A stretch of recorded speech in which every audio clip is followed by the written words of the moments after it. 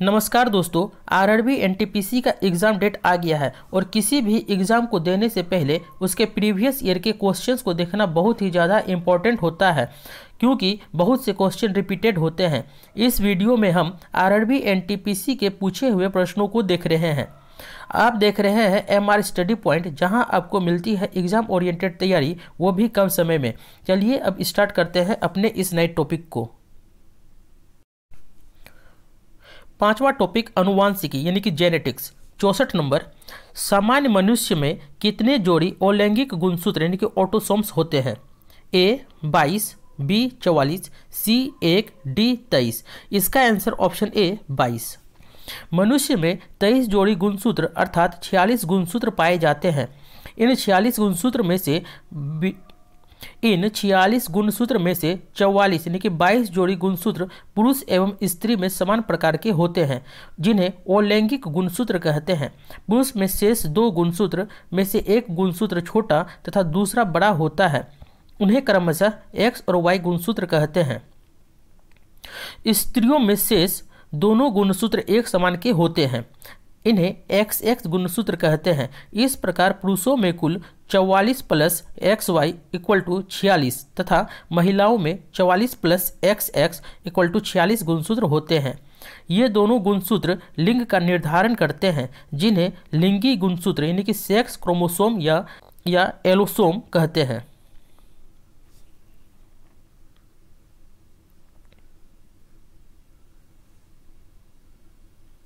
पैंसठ, एक सामान्य मनुष्य में कितने लिंग गुणसूत्र होते हैं? A 8, B 4, C 2, D 1।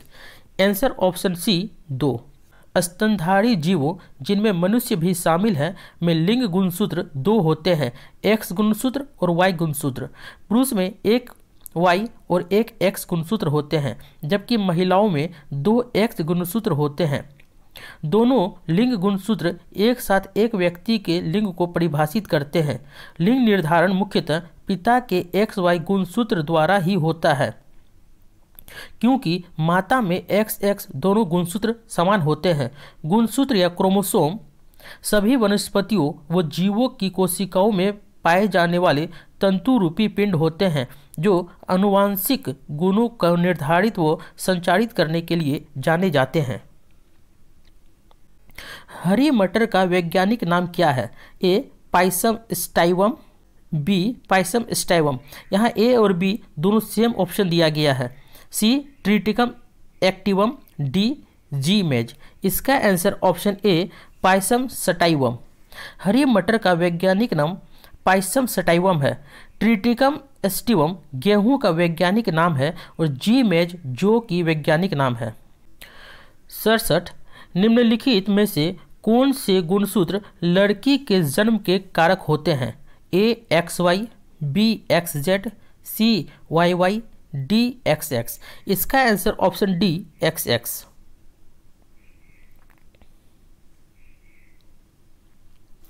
मनुष्य में गुणसूत्रों की संख्या 46 अर्थात 23 जोड़ी होती है। मनुष्य जाति में स्त्री और पुरुष का भेद अर्थात लैंगिक द्विरूपता 23वीं जोड़ी के गुणसूत्रों की भिन्नता के कारण विकसित होती है।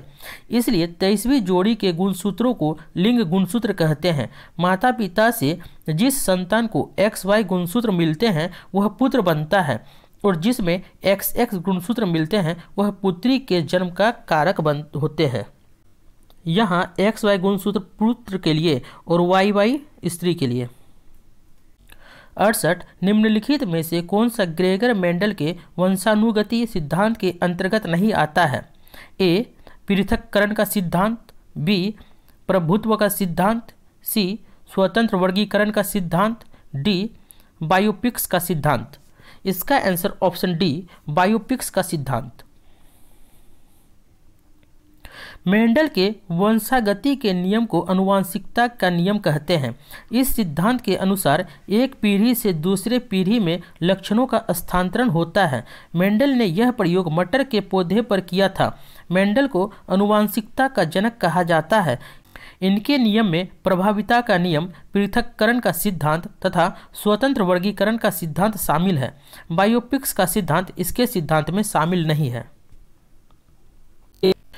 69 जीव जो अधिक दूर के संबंधी है उनके डीएनए में अधिक अंतर होंगे।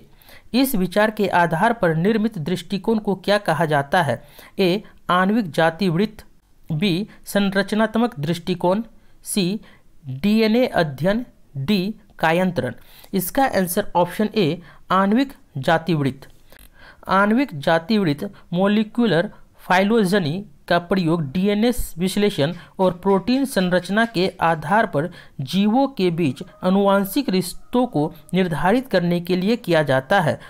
मॉलिक्यूलर फाइलोजेनी में डीएनए अनुक्रम के माध्यम से यह स्पष्ट किया जाता है कि निकट से संबंधित जीव दूर से संबंधित जीवों की तुलना में कम अनुक्रम अंतर प्रदर्शित करेंगे, अर्थात दूसरे शब्दों में जीव जो अधिक दूर के संबंधी है उनके डीएनए में अधिक अंतर होंगे। 70 आनुवंशिक लक्षणों के जीन समूहों को कहते हैं? A. Alleles, B. Phenotype, C. Genotype, D. प्रबल जीन। इसका आंसर ऑप्शन सी जीनोटाइप। किसी जीव में विकसित और प्रदर्शित आनुवंशिक लक्षणों को लक्षणों का दृश्य रूप कहते हैं, परंतु इन लक्षणों के लिए जिम्मेदार जीन्स की जोड़ी के लक्षणों को जीन रूप यानी कि जीनोटाइप कहते हैं। उदाहरणार्थ लंबा या बौना तना तने की लंबाई के लक्षण का दृश्य रूप है तथा कैपिटल डी स्मॉल डी तथा स्मॉल डी इसका जीन रूप है। 71 एक मादा युग्मक में डैश क्रोमोसोम होते हैं? A46, B23, C24, D48। इसका आंसर ऑप्शन बी 23। एक मादा युग्मक में 23 गुणसूत्र होते हैं। इसमें से 22 गुणसूत्र नर और मादा में समान और अपने जोड़ों के समजात होते हैं।